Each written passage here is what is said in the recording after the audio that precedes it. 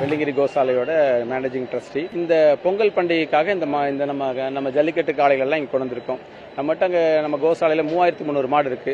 அதில் 230 காளைகள் ஜல்லிக்கட்டு காளை இருக்கு. எல்லாமே ஜல்லிக்கட்டுக்கு தயார் நிலையில் இருக்கு.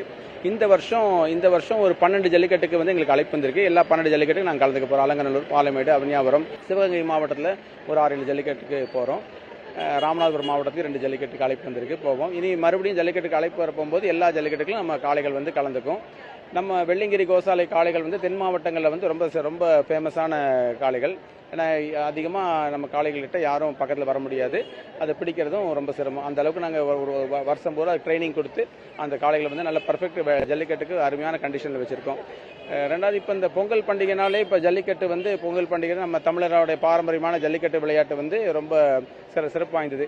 இப்போ இங்கேருந்து ஒரு 40 கிலோமீட்டர் நம்ம நரசிபுரத்தில் இருக்க கோசாலைக்கு அவ்வளோ தூரம் டிராவல் பண்ணி ஜனங்கள்லாம் பார்க்கறதுக்கு சிரமமாக இருக்குன்றக்காக நம்ம கடையிலேயே முன்னால் ஒரு ஷெட்டு போட்டு இந்த 4 காளைகளை மட்டும் இங்கே வச்சிருக்கிறோம். இது சும்மா ஒரு பார்வைக்காக வச்சிருக்கோம். இதில் மறுபடியும் யாராவது இந்த காளைகளை மறுபடியும் நிறைய பார்க்கணும்னு விருப்பப்படுறவங்க நம்ம நரசிபுரம் நம்ம வெள்ளிங்கிரி கோசாலைக்கு நம்ம மாடுகளை பார்க்கலாங்க.